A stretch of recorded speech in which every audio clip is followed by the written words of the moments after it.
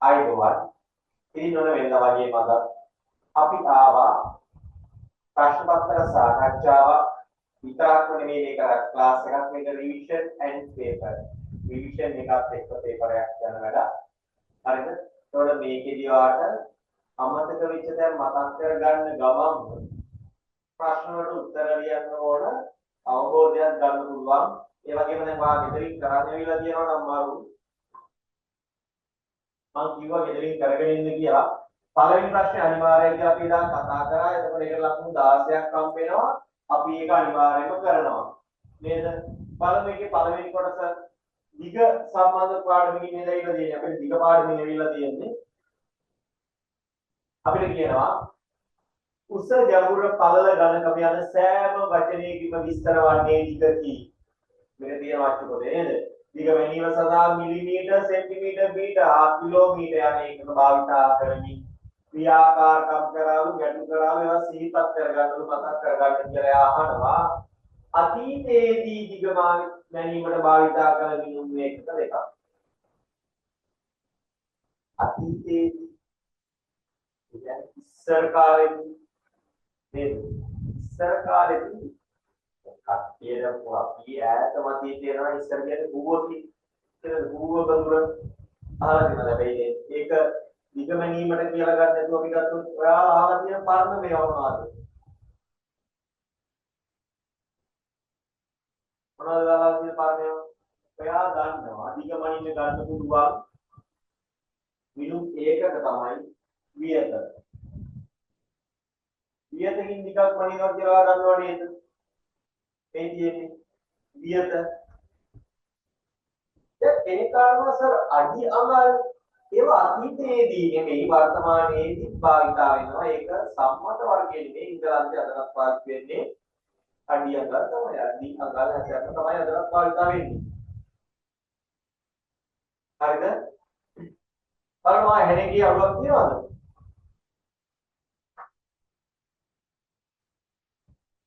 නෑ නේද හා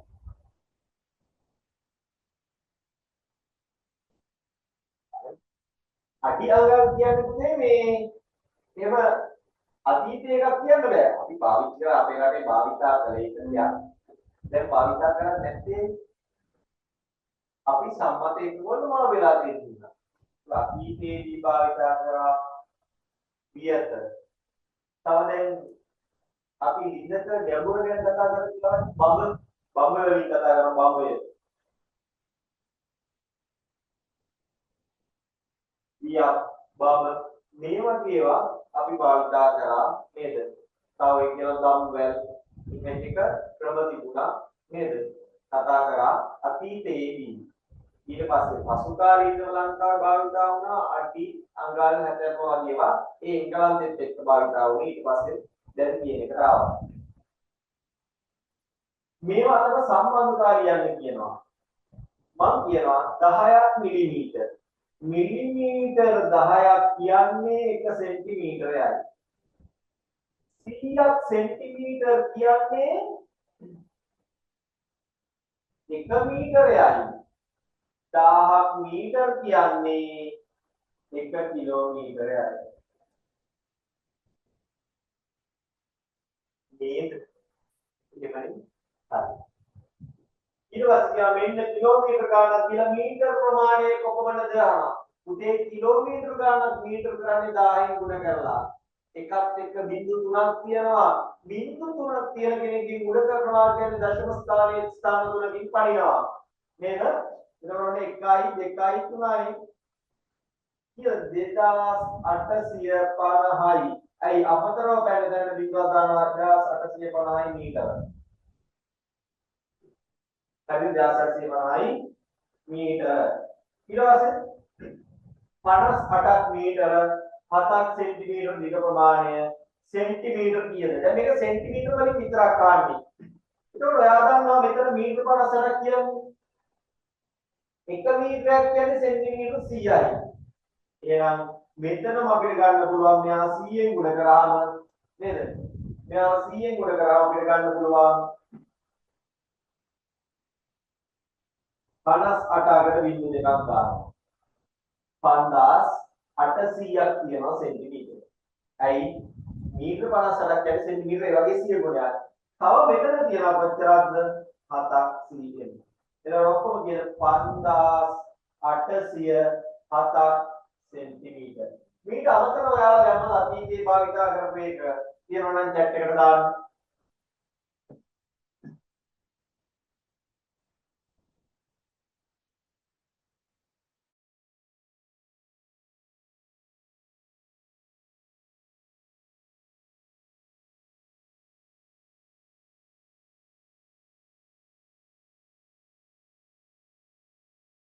ඔව් හොඳයි. ඊටමයින් තව එකක් තමයි රියන. 4 රියන් සහ දෙරියන් එකම ගමේ යාළුවෝ මතකද? රියන කියන්නේ මනිට. ඔව් හොඳයි. good.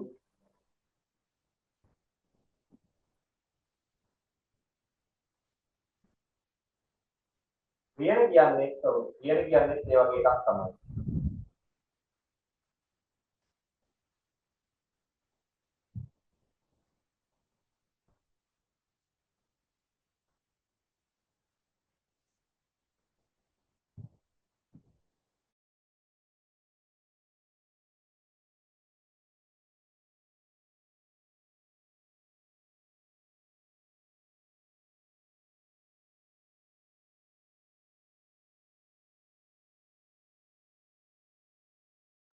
හොඳයි. ඒ අර වෙනත් එකක ඔයාලා ගාව තිබිලා නෑ.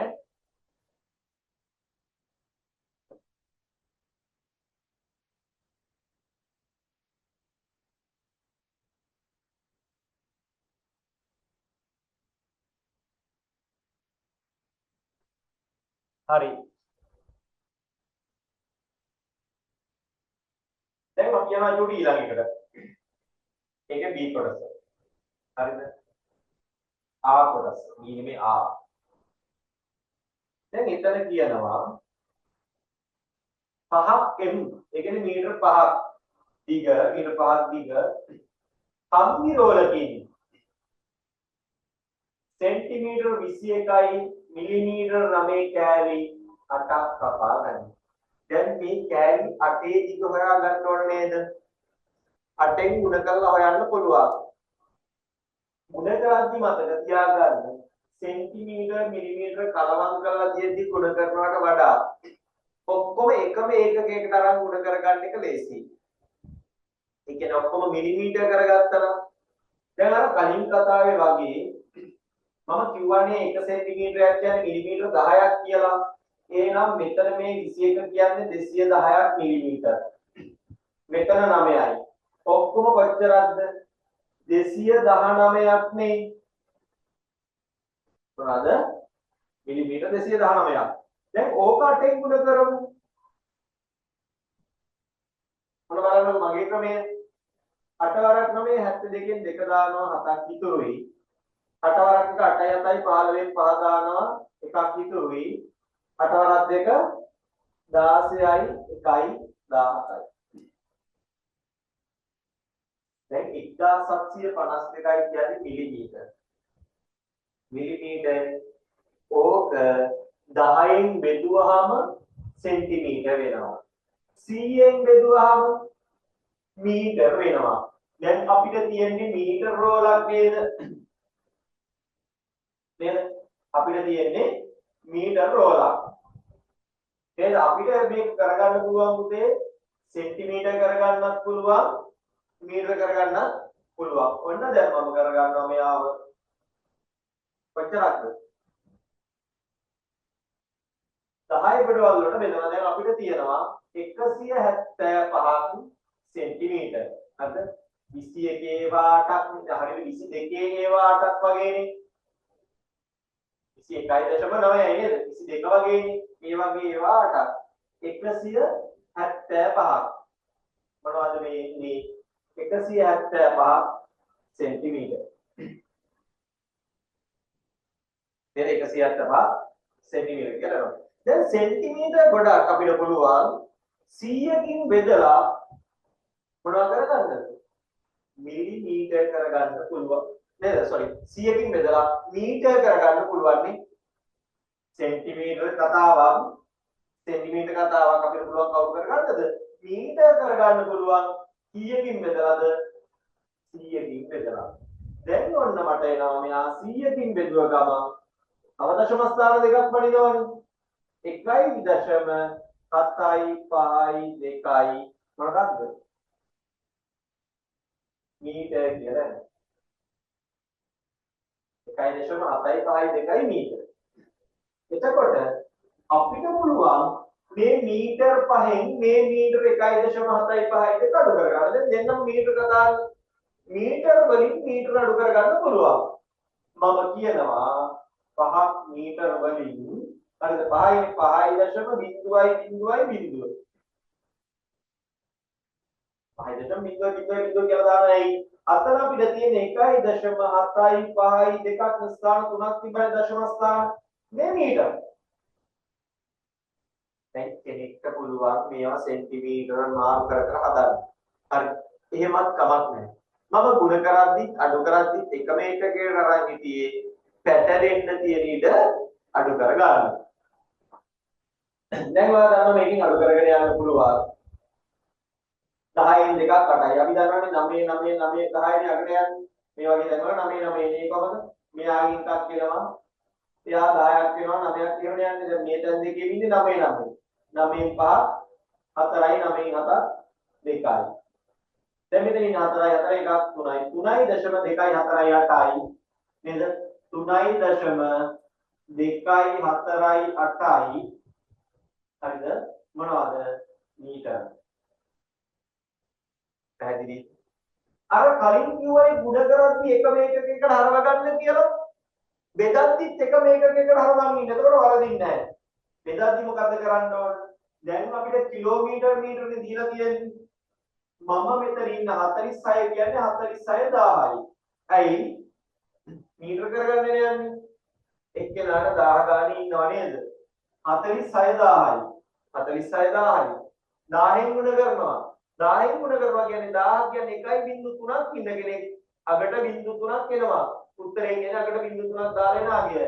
ඒකට තමයි මේ 53 එකතු වෙන්නේ. ඒ කියන්නේ 46053 තමයි අපිට 9න් බෙදන්න වෙන්නේ. එතකොට අපේ උත්තරේ එන්නේ මීටර වලින්. අයි අපි මුළු සංඛ්‍යාවම මීටර කරපු හින්දා. එහෙම නැතුව කිලෝමීටර මීටර කලවම් කරලා බෙදන්න ගියා නම් බොහෝ විට වැරදිලා තියෙයි. බොහෝ විට. දැන් අපි කලින් ඉගෙනගෙන තියෙන දෙයක් නිසා මේක ප්‍රශ්නයක් වෙන්නේ නැහැ අපි දන්නවා නේද? දැන් මෙයාට නෑ 9 වරක් 5 45යි අඩු කරාම 1යි 10ට 9වා 1යි 9 වරක් 1 9යි එකක් ඉතුරුයි 15ට 9වා 1යි 9 වරක් 1 9යි අඩු කරාම 15න් 9ක් 6යි 63යි 63 9වා කීයද? චක්‍රේ මතක් වෙනවා 9 වරක් කීයද 63? 9 වරක් 7යි 63යි ඔන්න ඉතුරුනේ නෑ. මේ මොන වගේද ඉන්නේ 5117යි මීටර. මෙතන උත්තරය අපි දෙන්නේ මොන වගේද? 5117යි මීටර. දැන් ඔයාලට පුළුවන් නේද 5117යි මීටර කියන එක කිලෝමීටර කරන්න? ඇයි 10 ගොඩවල් 5යි 5000. එහෙනම් 5ක් කිලෝමීටර 117ක් මීටර. 5ක් කිලෝමීටර 117ක් මීටර. එහෙම තමයි ඉන්නේ. පැහැදිලි? එහෙනම් හරි. එහෙනම් අපි මේකට උත්තරේ දානවා මොකක්ද? මේ හදාගත්ත විදිහට කරලා දැක්කේ තියෙනවා මෙයා මතන්නම්. එවනම් මම ඒක ගත්තේ. මෙයාගේ උත්තරේ මොකද්ද? මම හදලා තියෙනවා. පාරෙන් දන්නයි 46053 උනේ කියලා. එතකොට මට කියන්න පුළුවන් 5 කිලෝමීටර 117ක් මීටර. නැත්නම් 5.117ක් කිලෝමීටර කියන්නත් පුළුවන්. හරිද? සමපාද ත්‍රිකෝණයේ පරිමිතිය වටේ දිග මෙයාගේ වටේ දිගට සමානයිලු. මෙයාගේ වටේ දිග මොකක්ද? මෙයාගේ වටේ දිග 13 කෑලි 2යි. ඒ මෙයාට මේ අසමානයිලුනේ. 5 කෑලි 2යි. 5යි 5යි 10යිනේ. 13යි 13යි 26යි. ඔක්කොම එකතු කරාම කොච්චරද? 36ක් සෙන්ටිමීටර්නේ. පුතේ මෙයාගේ තියෙන්නේ සමාන 3 දෙනෙක්නේ. සමාන 3 දෙනෙක්නේ. 36 බෙදීම 3 12ක් නේද? x කියන්නේ 12ක්. x කියන්නේ 12ක්. ඔයා ප්‍රශ්න අංකේ දාලා ඉස්සෙල්ලාම මෙයාව හදන්න. හදලා 36 3ට බෙදනවා කියලා දාන්න. ඇයි සමපාද ත්‍රිකෝණයක් හින්දා සමාන දිගවල් තියෙන්නේ.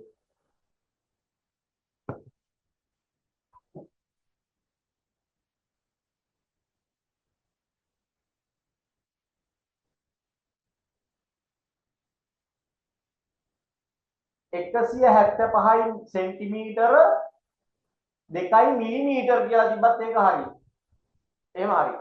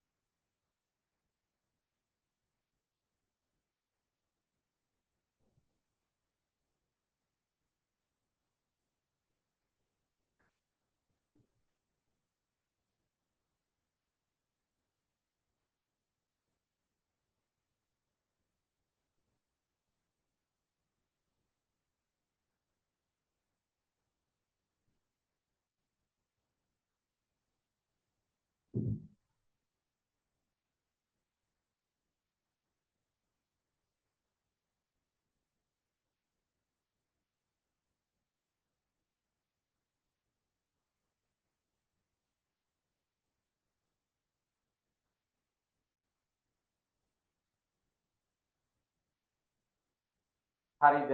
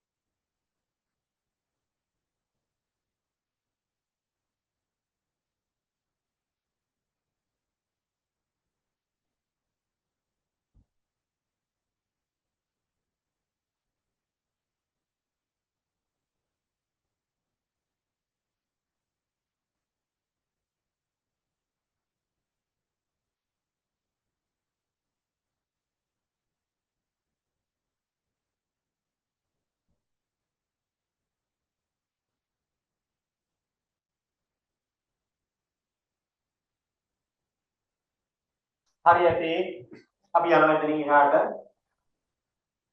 දෙවෙනි ගාන. දැන් මොන අපි ලකුණු 16ක එකක් ඉවර කරේ. හරි. දැන් ඉතින් තියෙන ලකුණු 11 ඒවා මේව ටක් ගාලා යනවා. ඔයා මුකුත් මගහරින්න නැතුව එන්න ඕන ගෙදර. හරිද? ගෙදරින් ලියන්න එනකොට මුකුත් මගහරින්නේ නැහැ. ඔයාලට මතකද සුළු කිරීමේ ෆැක්ටරි තියෙනවා නේ? අපි දන්නවා මේ තියෙන්නේ ගැටලුවක් විසඳන අර සමීකරණයක් විසඳන එක ක්‍රමයක්. හරිද? එතකොට මොකද වෙන්නේ? a පහින් ගුණ කරාම 5යි a වුණා. හරිද? ඒකට 9ක් අඩුවා 5යි a රින 9 වුණා. දැන් අපි මැෂින් එක අනිත් පැත්තට දාලා කරගෙන යනවා. දැන් 5යි a රින 9. දැන් මේ ගාන තමයි මොකද්ද? 5යි a රින 9 සමානයි 46 කියලා දුන්න ගානක් ටික හදන්නේ. හරිද? ඒකනේ මෙතන එහෙම ඇවිල්ලා තියෙන්නේ. දැන් මොකද වෙන්නේ? එකතු කරගෙන අඩු කරනවා. ඉතින් අඩු කරපු හින්දා එකතු කරනවා. 55ක් වෙනවා. ගුණ කරපු හින්දා බෙදනවා. රිවර්ස් එකට කරගෙන ගියා මොන්න මෙතන දිනනවා. A මෙච්චරයි කියලා කියනවා. හරි. කොහොම තමයි ඔක වෙන්නේ අපිට කරන්න කියලා දෙන්නේ ගොඩක් වෙලාවට. ඔයාලා කරන්න දැනන් ඉන්නවනේ. දැන් කියලා විසඳයි ගැටලුවේ පිළිතුර කීයද? A සමානයි 11යි. සමීකරණය මම උඩින්ම ලිවන්නේ මේ තියෙන සමීකරණය 5යි a ඍණ 9 සමානයි. දැන් විභාගයට වෙනකන් හැමදාම ගණන් හදලා ගියපු කට්ටිය හරිද? අපිට හැමදාම කියන්නේ මේක දීලා හදන්න කියලානේ. නැත්නම් මෙන්න මේක දීලා මේ රූප සටහන ඉස්තෙන් දෙනවා හදන්න කියලා. හරි. එහෙම දුන්නාම අපි පොඩ්ඩක් අමාරු වෙනවා. ඒක හදලා ආපු කෙනා එහෙමත් නැතුව මෙහෙම දුන්නාම තවත් කඩලා ගන්නවා නේද? මතක තිබ්බේ නෑනේ මෙහෙම කතාවක්. මෙතනින් තමයි දාන්නේ. මෙන්න දෙනවා. 3x ධන 7 සමානයි 19. ඉහත සටහන භාවිතා කර විසඳන්නලු. මොකද කියන්නේ 3x ධන 7 සමානයි 19.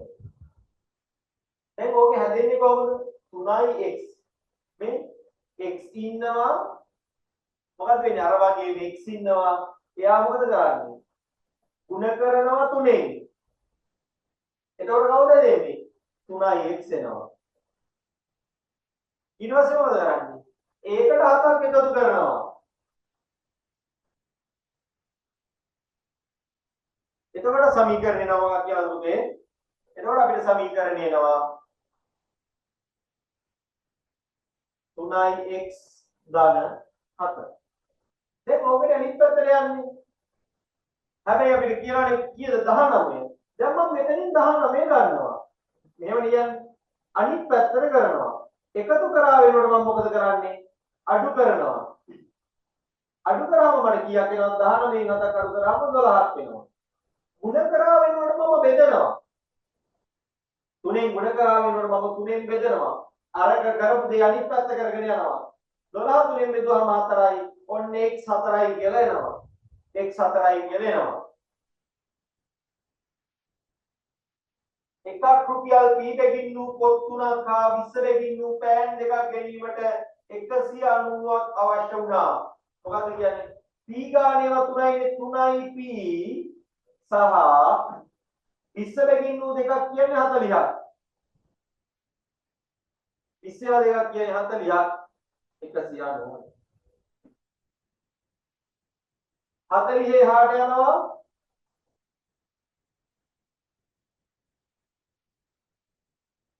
එතකොට අපි කියනවා දැන් මේ විසඳනවා මේ පළවෙනි සමීකරණය මේ දෙවෙනි එක විසඳනවා 3p සමානයි 190න් 40ක් කොට කරාම 150යි දෙපැත්තම 3ෙන් බෙදුවාම p කියන පුතේ p කීයද දෙපැත්තම 3ෙන් බෙදුවාම 150 3ෙන් බෙදුවාම 50යි ඔන්න ඔය වගේ පොඩි කාලෙකින් හදා ගන්න පුළුවන් ඉතාමත් කෙටි කාලෙකින් හදා ගන්න පුළුවන් ගණන්.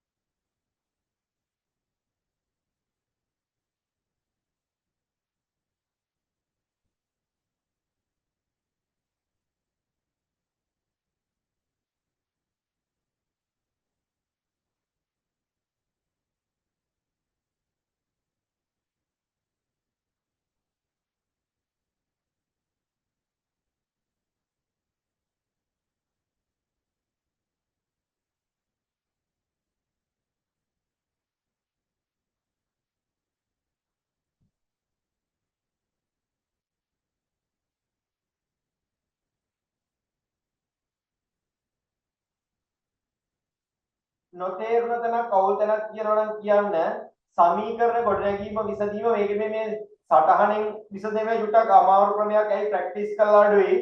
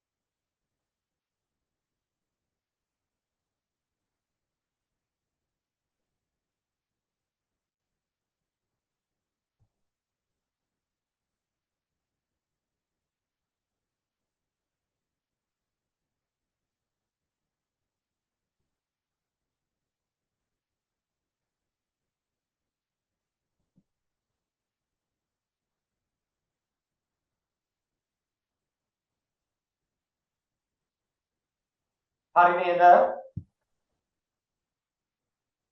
ඇහෙන්නේ නැද්ද ඇහෙන්නේ නැහැ කියනවා ඇහෙනවනේ හරි අවුලක් නැහැ තුටි ඇහෙනවලු හරි අපි ඊළඟට යමු දැන් සමීකරණ ගන්න ගොඩක් අය හැදුවේ නැති ඉන්න ප්‍රශ්නයක් නැතුව ඇති එහෙම අතරින්න නම් බෑ මොකද ඊළඟට තියෙන අනුපාත එක පුතේ ව්‍යාපාර කරනකොට අපි ව්‍යාපාරයකට යොදන මුදල්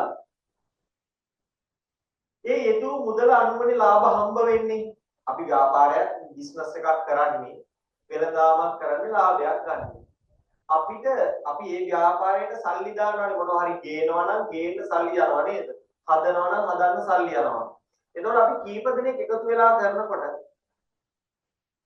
අපි ඒ සඳහා කියපු වියදම නැත්නම් අපි කරපු ආයෝජනය කියනවා අපි අපේ ආයෝජනය කොච්චරක්ද කියලා බලලා ඒකට අනුව තමයි ලාභය දෙන්නේ ඒ කියන්නේ දැන් මමත් රුපියල් 10යි ඔයත් රුපියල් 10යි යාළුවත් 10යි තුන්දෙනාම 10 ගානේ දාලා බිස්නස් එකක් කරා නම් අපි තුන්දෙනාම 10 නේද එන ලාභය තුනට බෙදා ගන්න එක හරියි හැබැයි හිතන්නකො ඔයා 100යි යාළුවා 50යි මම 10යි දානවා දැන් එන ලාභය සමානව බෙදා ගන්න එක සාධාරණයි ඔයයි යාළුවයි දෙන්නම 100 දානවා ජනවාරි මම අප්‍රේල් වල 100ක් දානවා දැන් අවුරුද්ද අන්තිමේටම මම කියනවා අපි තුන්දෙනා බෙදාගමු කිව්වොත් සාධාරණයිද මොකද ඔයාලගේ සල්ලි වැඩිපුර කාලයක් තිබුණා අන්න දාපු ගානයි දාලා තිබ්බ කාලයයි දෙකම බලපානවා දාලා තිබ්බ ගාන වගේම ඒ දාලා තිබ්බ කාලයත් බලපානවා බලන්නකො දැන් මෙතන එච්චර දරුවට නෑ මෙයාලා මුදල් අතර අනුපාතය මෙන්න මේකලු හරිද මුදල් අතර අනුපාතය 8:3:4යි. ඒ කියන්නේ මෙයා 8යි මේ පිළිවෙල 8යි 3යි 4යි. ඒ කියන්නේ රුපියල් හරි රුපියල් 1000 වාරි 100 වාරි මිලියන වාරි ඔච්චර තමයි දාලා තියෙන්නේ යාළුවා. හරිද? හකීම් ළඟ තිබුණු මුදල 1500යි. ඒ කියන්නේ 1500ක් දෙන කොටස් කීයක්ද? එක කොටසක්. කොටස් තුනක් නේද? අන්න එහෙම කියනවා නම් මට පුළුවන් එක කොටසක මිල හොයන්න පුළුවන් නේද?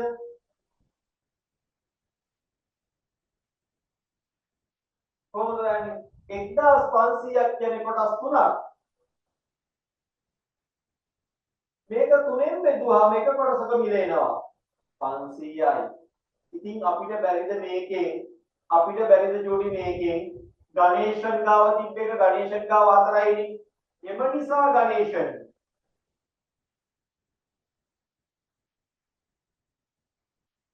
ළඟ හරි සතු හරි 500 කොටස් 4යි. 5 4ක් 4 20යි. ඒ කියන්නේ රුපියල් 2000යි. හකීම්ට වඩා ධර්මසිරි ගාව කොච්චර තිබ්බද? දැන් ධර්මසිරි ගාව කොච්චරයි දෙවෙනි එක?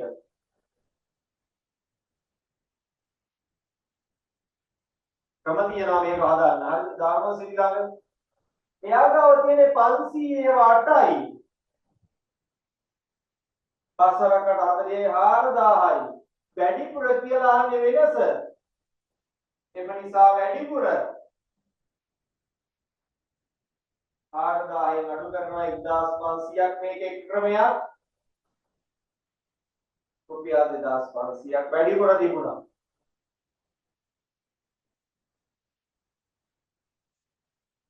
තිදෙන ආතම අර තිදෙන ආතම දෙවණිය කියලා තියෙන්නේ මේ තුන්වෙනි එක නේද? දෙවණිය කියලා තියෙන්නේ තුන් දෙනා ගාවම තිබ්බේ කොච්චරක්ද කියලා මම ඒක වෙනවා ගන්න. sorry දෙවණිය කියලා තියෙන්නේ තුන් දෙනා ගාවම තිබ්බ මුදල් ප්‍රමාණය මුළු මුදල.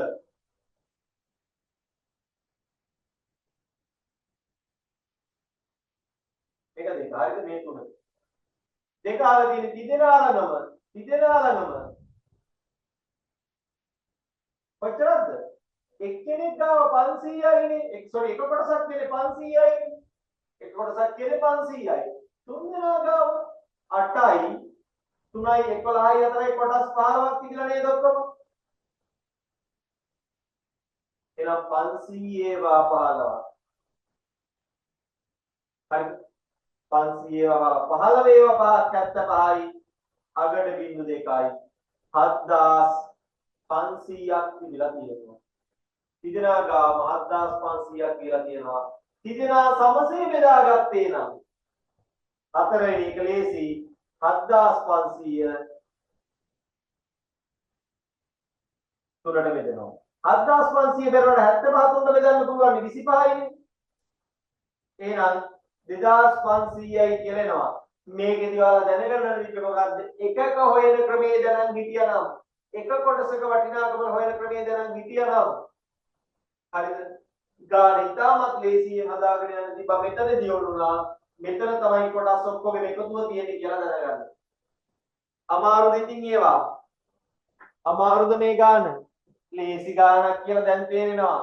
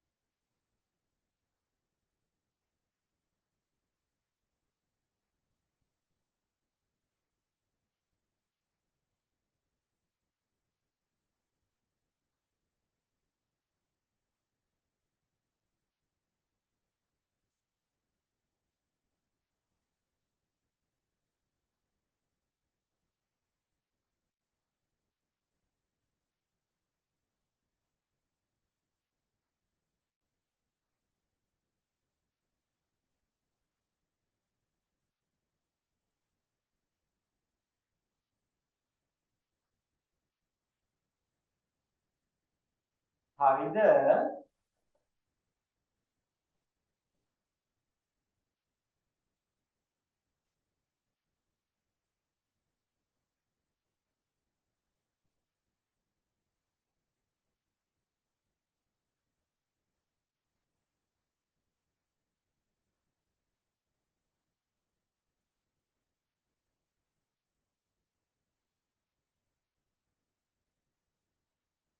ඊතල තියෙන්න ඕන එකක් ගැන අහලා තියෙනවා. කලින් එකේද?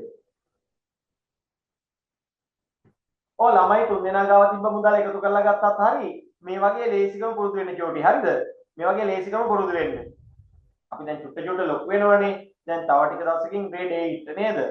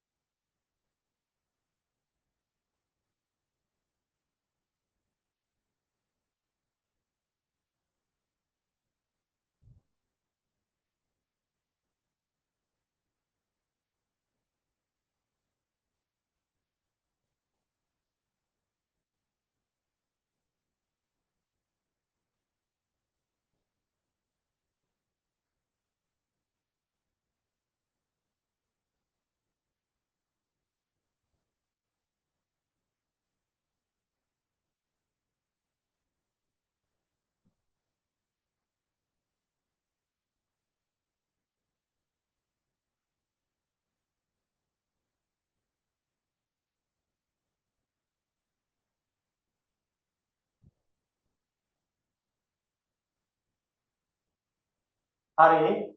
ඇති.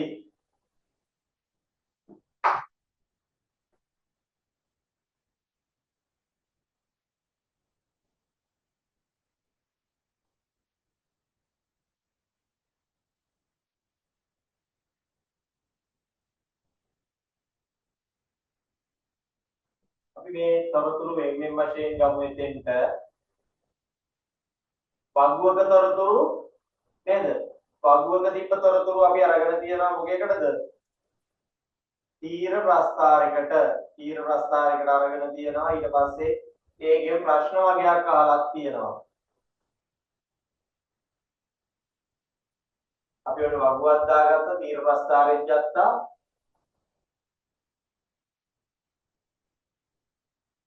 හරි. අර පේනවනේ වගුවක් තියෙනවා තීර ප්‍රස්ථාරයක් තියෙනවා. ප්‍රශ්න ටිකක් ගමු අපි.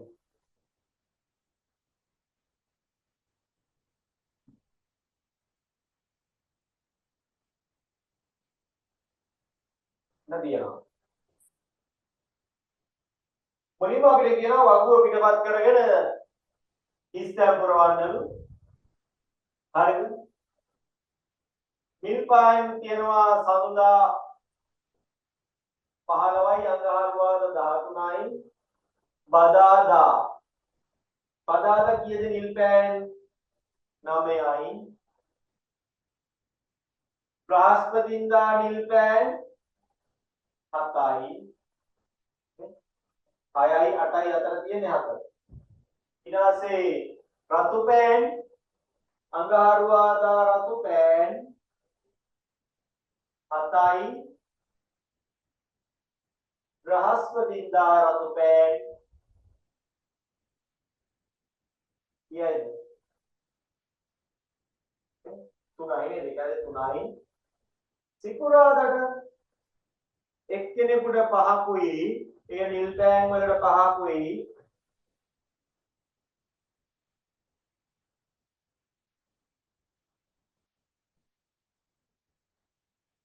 ඒක ටිකක් පාඩ කරපේවත් නේ. නිල් පෑන් වලට 5යි රතු පෑන් වලට 2යි.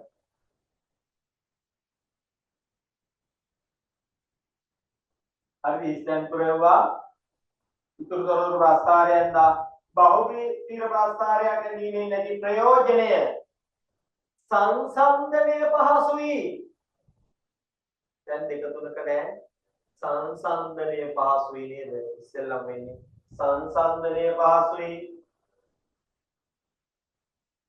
නේද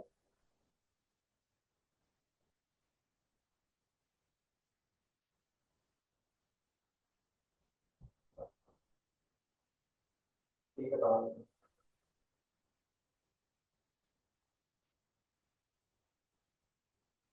අලියනවා දැන් තුරු ගිහින් සංසන්දනය පහසුයි හරිද ඊළඟ දැන් තුන බිම හැදිනවද දන්නේ ආයෙත් වෙන්නේ සංසන්දනය පහසුයි එක ලියා ගන්න තීරණ දෙකක් මොනවද තීරණ දෙකක් එකක් තමයි හරිද සමුදා සිට සිකුරාදා තෙක් යන විට අලවිය පහත වැටි ඇත අලවිය දිනෙන් දින අඩු වී ඇත විකිරෙන ප්‍රමාණය දිනෙන් දින අඩු වී ඇත පළවෙනි තීරණය අනිත් එක තමයි මොකද්ද සෑම විටම රතු පෑන් වලට වඩා වැඩි නිල් පෑන් ප්‍රමාණයක් අලවී ඇත ඔක අනිත් පැත්ත කියන්නත් පුළුවන් නිල් පෑන් වලට වඩා අඩු ප්‍රමාණයක් රතු පෑන් අලවී ඇත එකක් මොකද්ද සතියෙන් සතිය අලවී අඩු වෙනවා දෙවෙනි එක මොකද්ද හැම වෙලේම වැඩිපුර නිල් පෑන් ප්‍රමාණයක් හැම දිනකදීම වැඩිපුර විකිරෙන්නේ නිල් පෑන් ප්‍රමාණයක්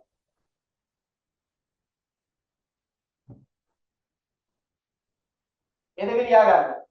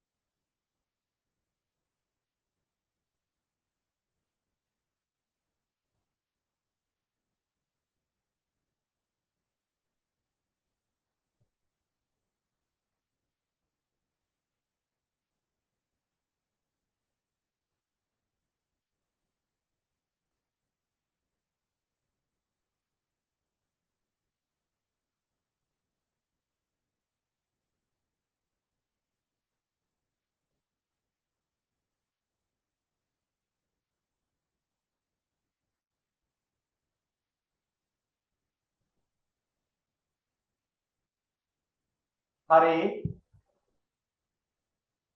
ලේසි නේද ලිව්ව නේද ගත හැකි තීරණ ඒව පුතේ බලලා හිතලා ලියන්නේ හරිද මේක දිහා බලලා හිතලා ලියන්නේ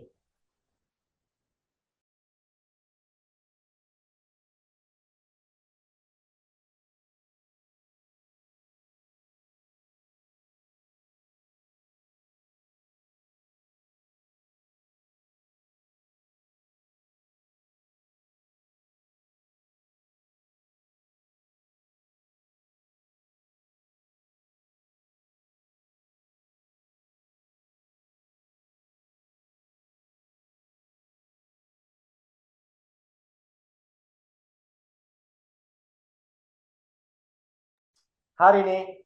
ගොඩ. දැන් අපි යම පස්වෙනි ගානට මේ තියෙන නිර්මාණ ගානක් බලමු. නිර්මාණ ගානේ මොකද්ද වෙන්නේ කියලා ඉස්සෙල්ලාම යා අපිට කියනවා මොකද්ද? AB හතක් වන රේඛා ඛණ්ඩයක් නිර්මාණය කරන්න. මොනවා රේඛාවක් අඳිනවා. ඇඳලා කව කට්ටට සෙන්ටිමීටර 7ක් අරගෙන මෙතන A කියලා දාලා කව කට්ට සෙන්ටිමීටර 7 දාලා මෙන්න මෙහෙම කපනවා. B ඊට පස්සේ මෙතනක් දාලා අපි කියනවා මෙයා කොච්චරද 7ක් සෙන්ටිමීටර කියලා ලියනවා. දැන් කියනවා AB දෙකම කේන්ද්‍ර ලෙසගෙන අරය 4ක් වූ වෘත්ත දෙකක්. ඒ කියන්නේ කව කට්ටට සෙන්ටිමීටර 4ක් අරගෙන දැන් 7යි නේ මැද කියන්නේ 3.5නේ. එහෙනම් එතනිනුත් එහාට ගියපු වෘත්ත දෙකක් තමයි මෙතන ඇඳෙන්නේ. එතකොට මේ පැත්තේ අදින වෘත්තය මේ පැත්තේ අදින වෘත්තය විසින් මොකද වෙන්නේ? අනිවාර්යයෙන් කපලා දානවා. අනිවාර්යයෙන් මොකද වෙන්නේ? මේ පැත්තේ අදින කෙනා මේ පැත්තේ දෙන්නම එක සමානනේ. මේ පැත්තේ අදින වෘත්තය විසින් මේ පැත්තේ වෘත්තය මොකද කරන්නේ? කපලා දානවා. ඇයි? 3.5 ඉඳන් මැද්දට 4 ආව ගමන් වැඩි දුර ඇවිල්ලා. මේ එම වෘත්ත දෙක කැපෙන ලක්ෂයන් ඡේදනය වන ලක්ෂයන් එක්කෙනෙක් P අනිත් කෙනා Q කියලා දාන්න ඕනේ. එක්කෙනෙක් P අනිත් කෙනා කවුද Q. AB BQ චතුරස්‍රය. මේ දැන් AP BQ චතුරස්‍රය සම්පූර්ණ කරන්න කියලා කියනවා. ඔන්න චතුරස්‍රය සම්පූර්ණ කරා. ඊට පස්සේ අපිට කියනවා APB කවර වර්ගයේ ත්‍රිකෝණයක්ද? APB මෙයා කෝණය 99. මොකද කෝණය 99 කරෝති අපිට කියන්න පුළුවන් මොකද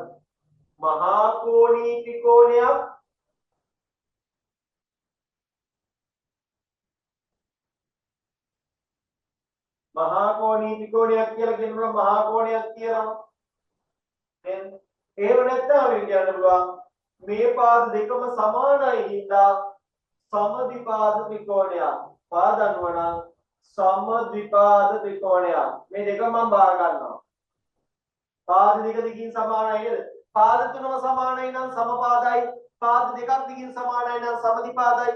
පාද ඔක්කොම අසමානයි නම් ඒ කියන්නේ පාදවල දිග වෙන වෙනස් වුණන් තියෙන්නේ වෙන වශයෙන් නම් තියෙන්නේ සමාන නැත්නම් එකිනෙකට අසමානයි නම් අපි කියනවා විෂම පාද ත්‍රිකෝණයක් කියලා. කෝණ ඔක්කොම සුළු කෝණ නම් සුළු කෝණී ත්‍රිකෝණයක්. එක කෝණයක් ඍජු කෝණයක් නම් ඍජු කෝණ දෙකක් තියෙනවා. එක කෝණයක් ඍජු කෝණයක් නම් ඍජු කෝණී ත්‍රිකෝණයක්. එක් මහා කෝණයක් නම් මහා කෝණී ත්‍රිකෝණයක්. ඊළඟට APB ගේ අගයමයි ඉන්නේ. APB ගේ මෙන්න මේ කෝණයේ අගයමනින්න කියනවා. කෝණයක් මනින්න හැටි දන්නවද? කෝණයක් මනින්න හැටි දන්නවද? කොහොමද කරන්නේ?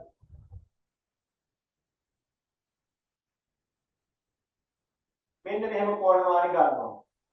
අරගෙන හරිද අරගෙන මෙන්න මෙහෙම අරයි යන්න මෙන්න මේ කෝණය තියෙන තැන කොහේ හරි හරි මෙන්න මේ කෝණය දැන් ඔයාලට මේ පැත්තට බලා ගන්නත් පුළුවන්. මෙන්න මෙහෙම අරන් කියලා මෙන්න මේ යට රේඛාව මේ එක බාහුවකට හිටින්න තියන්න මෙන්න මේ මැද කෝණයේ ශීර්ෂයට තියාගෙන දැන් බලන්න කෝණය කොච්චරද මට ඉන්නේ දල වශයෙන් එකක් මේ ඇතුලේ බිඳුව එන්නේ මම මනින්නේ එහෙනම් ඇතුලේ බිඳුවෙන් මනගෙන ගියාම මට එනවා 135ක් වගේ. එයාගේ වෙනස් ඇති මොකද මගේ මේවා කියන්නේ හරිය නෑ. ඔයාගේ වෙනස් වෙයි. මනින්නේ හැටි මම කිව්වා. මනින්නේ කොහමද? දැන් මේ කෝණය මනින්න තිබ්බොත් මම මනින්නේ කොහමද?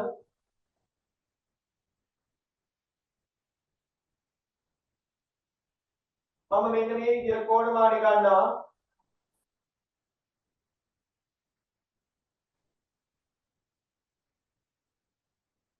අරගෙන ගිහිල්ලා මෙයාව තියා ගන්නවා. හරිද?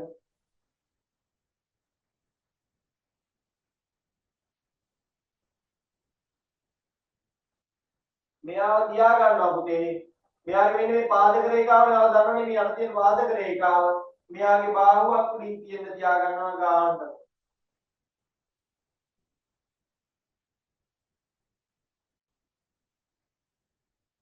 මෙයාගේ පොයින්ට් එකක් පෙන්නලා දෙන එක අහිර මෙතන තියෙන. ඊට පස්සේ මෙයාගේ බිඳුව තියෙන එළිය පැත්තෙන්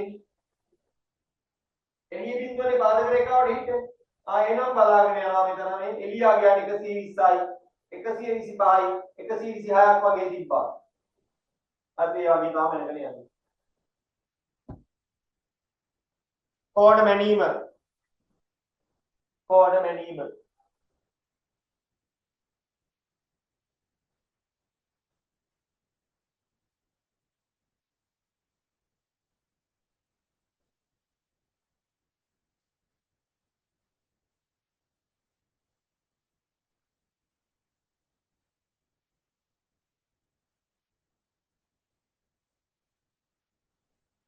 කෝණ මැනීම මතකද මතක් කරගන්න බලාගෙන හරි ඉන්න චුට්ට චුට්ට මතක් වෙයි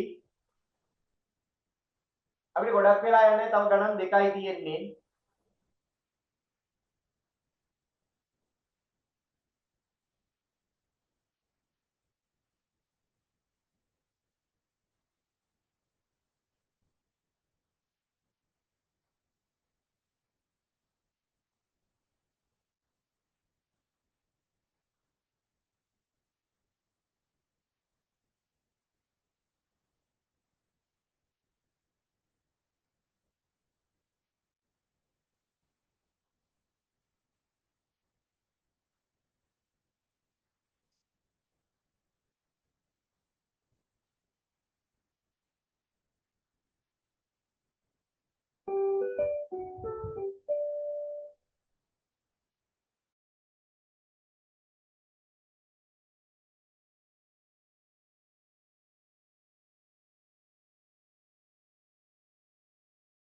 අද පන්ති පොඩ්ඩක් වෙනස් වුණානේ වෙලාවල් ඉතින් Zoom එකෙන් සද්ද එනවා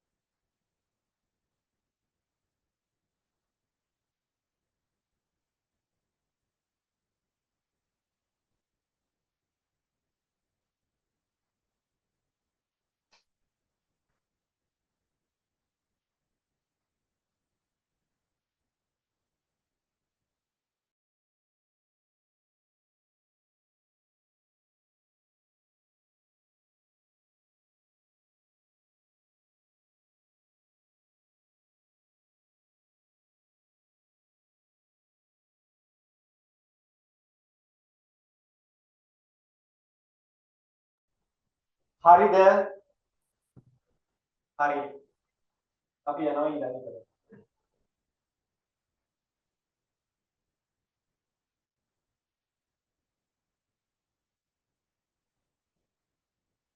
අපේ වේට් එකකටත් එන්න පුළුවන් වුණා ඉස්සෙල්ලා ඉදිරියට පැත්තෙන් හරි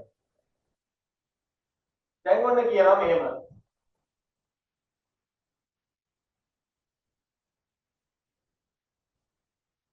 මෙන්න මේ මගින් දක්වන සංඛ්‍යාව ඉලක්කමින් ලියා දක්වන්න කියලා කියනවා. පුතේ මොකද්ද මේ කියන්නේ 10 ඒවා 3යි. මේ කියන්නේ 10 ස්ථානයේ ස්ථාන නෙමෙයි තියෙන්නේ. මේ තියෙන්නේ 10 ස්ථානයේ. මේ තියෙන්නේ එක ස්ථානයේ. මේ තියෙන්නේ පළමු දශම ස්ථානයේ දශමයෙන් එහා කතා. හරිද දශම ස්ථානයේ. ඊට පස්සේ දෙවන දශම ස්ථානයේ, තුන්වෙනි දශම ස්ථානයේ 10 ස්ථානයේ 3යිලු. ඊට පස්සේ 10 ස්ථානයේ 3යිලු, එක ස්ථානයේ 5යිලු. ඊට පස්සේ දශම ස්ථාන පටන් ගන්න. 10න් එකේ වගේ. පළමු දශම ස්ථානයේ 8යිලු, දෙවනි දශම ස්ථානයේ 6යිලු, තුන්වෙනි දශම ස්ථානයේ 4යිලු. 28යි දශම 0.05 ධනක රාමුවක. හරිද? ඔන්න මම දැන් ගණක රාමුවක් ගන්නවා. ස්ථාන කීයක් තියෙනවද? 28යි දශම 0.05 පහක් තියෙනවලු කෝරු පහක් තියෙන්න ඕනේ. 1යි 2යි 3යි 4යි 5යි.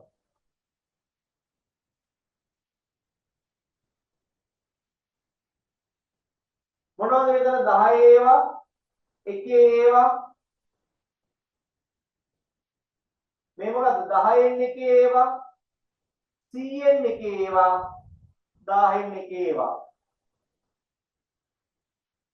එතකොට පුතේ අපිට කියනවා මම කියනවා මොකද අපිට කියන්නේ 28යි දශම මේකේ 2යි මේකේ 8යි දශම දිතෙන් මෙහා පැත්තේ ඒවා 0.05 මේ අද තියෙන ඉලක්කම් වලින් කියන්නේ මේ කූරු වල ඉන්න ඕන ගණක ප්‍රමාණය.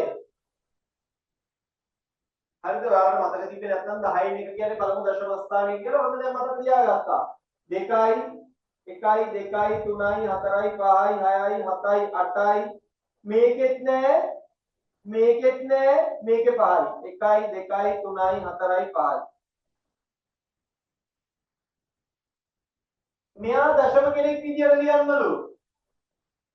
පුතේ අපි භාගයක් දශමයක් කරන්න ඕන නම් එක්ක 10න් ගානක් කරගන්නවා එක්ක 100න් ගානක් කරගන්නවා එහෙම නැත්නම් 1000න් ගානක් කරගන්නවා. දැන් මේ 250න් 137 කියන එක මුල් ටික අපිට වවුලක් නැහැ නේ ඒක පූර්ණ සංඛ්‍යාවක්. අපිට කරගන්න ලේසිම 10න් ගානක්ද 100න් ගානක්ද 1000න් ගානක්ද කියනකොටම මට මතක් වෙනවා 254න් ගුණ කරා නම් 1000යි. එහෙනම් යටගෙනත් 4න් ගුණ කරොත් හරි. 1000න් එළ 250න් 230 කියන්නේ 1000න් මේකත් 4න් ගුණ වෙනවනේ. 140 ඒවා 4ක් 560යි නේද? 560යි 140 ඒවා 4ක් නැත්නම් ඔයා ගෙලින් 137 4න් ගුණ කරගන්න ඕනේ. තවත් අමාරු කරගන්න ඕනේ නැහැ නේද? 4න් ගුණ කරගන්න. 4ක් 4 28න් 8 දානවා 4ක් ඉතිරි 4 3 12යි 4යි 16න් 6 දා ගන්නවා එකක් ඉතිරි නේද? 4 වරක් එක 4යි 1යි 5යි 568යි. හරිද? මෙතන දෙක නේද? 28න් දෙකනේ දාන්නේ. කරද්දව නේද? මොකද වෙන්නේ? මේ 4 වරක් 4 28න් 8 දානවා 2යි ඉන්නේ. නේද? 4 3 12යි මේ 2යි 14න් 4 දානවා. එකක් ඉතිරි 4යි 4යි 5යි 540 ඒක හරි. ඔය 548යි. මෙයාව දශම කරොත් මොකද දශමයි බිංදු 3කින් බෙදෙනවානේ මෙන්න මෙතෙන්ට දශම තියෙනවානේ දශම 5යි 4යි 8යි. හැබැයි මෙතන ආන්නේ මේ දෙකයි කතාවක් නේ. එහෙනම් මේකට එන්නේ කීයයිද? 2යි දශම 5යි 4යි 8යි. 1000න් මේ බිංදු දෙකක් තියෙන කෙනෙක්ගෙන් ගුණ වෙනවා කියන එකේ තේරුම මොකද්ද? බිංදු දෙකක් තියෙන කෙනෙක්ගෙන් ගුණ වෙනවා කියන එකේ තේරුම මොකද්ද? දශම තිත ස්ථාන දෙකකින් පණිනවා 98.76යි. බිංදුවක් කියන කෙනකින් බෙදෙනවා කියන එකේ තේරුම මොකද්ද? දශම තිත එකක් අනිත් පැත්තට චූටි වෙනවනේ. බෙදatti චූටි වෙනවා. බෙදatti චූටි වෙනවා. 4න් බෙදන්න කියලා කියනවා. දශම තිත නැහැ කියලා හිතාගෙන බෙදන්න. 37.48. දශම තිත නැහැ කියලා හිතාගෙන බෙදන්න නැත්නම් බෙදද්දි මතක් කරලා දශම තිත ගන්න. මේ බලන්න 4යි 4 වරක් කීයක්වත් නෑ 3ට 9.36යි 1යි දශම තිතෙන් එහා පැත්තේ කෙනෙක් ගන්න වෙන්නේ මට උදව්වට. එතකොටම දශම තිත මෙතන තියෙනවා 14ට 4 ඒවා 3යි 14ට 4 ඒවා 3යි 4 වරක් 3 12යි. අඩු කරාම 2යි 28ට 4 ඒවා 7යි. 4 වරක් 7 28යි. 9.3යි 7යි. බෙදුවේ මෙහෙමයි දශම පිටෙන් එහා පැත්තේ බෙදන්න පාවිච්චි කරද්දිම අපි පිළිතුර තියෙන තැනට දශම දිග ගත්තා. එතකොට තුන්වෙනි එකට උත්තරේ කියයිද 9.3යි. ඔක්කොම හරියයි ඉන්නවද? ඔක්කොම හරියයි ඉන්නවද?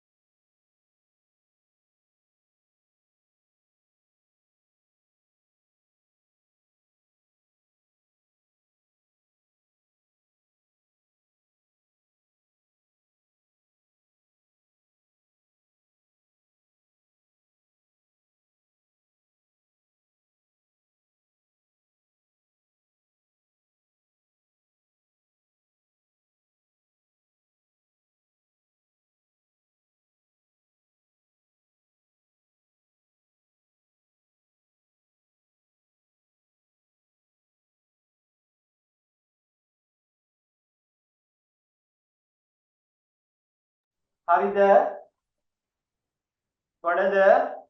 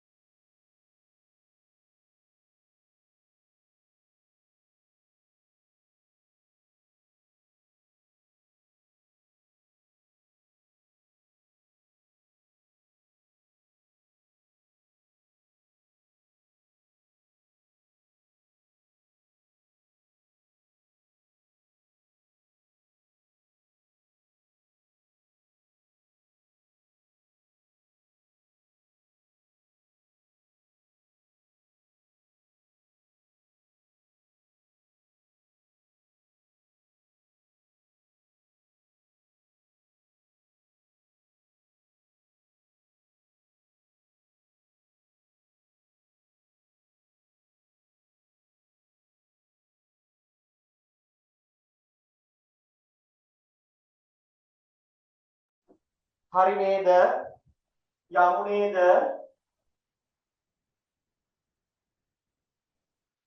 ඉවරයිද එතනින්? භාග ආරෝහණ පටිපාටි විඥානය කියන්නේ පුතේ මොකක්ද? අගය වැඩි වෙනවා. අගය වැඩි වෙනවා. පුතේ මෙහෙම තියෙද්දි හරය සමාන කරගන්න නැතුව පුතේ ඔබ කියන්න අමාරුයි. මම ඔක්කොම 12න් ගණන් ටිකක් කරගන්නද? මෙයා 3න් 3 කරගත්තොත් 12න් ගානක් වෙනවනේ. 12න් 9 නේද? මෙයා 6න් ගුණ කරගත්තොත් 12න් ගානක් වෙනව නේද? 12න් 6 නේද? මෙයා 2න් ගුණ කරගත්තොත් හරිය 12 වෙනව නේද? 12න් 10 නේද? මෙතන 6න් 5 හිටියට ඇත්තටම ඉන්නේ 12න් 10 නේද? අපි ඕක පැත්තකින් ලියාගෙන මෙතන ලියමු. අපිට ගානේ දුන්නා කියන්නේ මේවා ලියන්නේ ගානේ. ඒවලුවත් අරදී.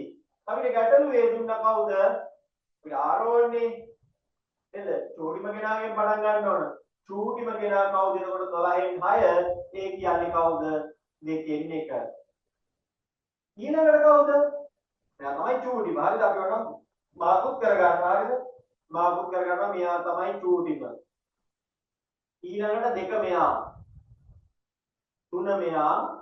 4 මෙයා කියලා මෙයා ගාවින් දාගෙන ඔන්න ඔය ටික ලියාගෙන යනවා. ඉවරයි වැඩේ. 12න් 7. ගැටලුවේ තියෙනවනේ ලියන්න ඕන 12න් 7. ඊළඟට 4න් 3. ඊළඟට 6න් 5. විෂම භාගයක් කරගන්නේ කොහොමද කෙනෙක්ව? හරය යාමයි. හරය යාමයි. මේ දෙන්නාගේ ගුණිතයට මෙයා ගුණිතයට හරයව එකතු කරගන්නවා. දැන්ට උඩින් ඉන්න කෙනා එකතු කරගන්නවා. කීයද 8 උඩ 40 ධන 3යි. 8 උඩ 43යි.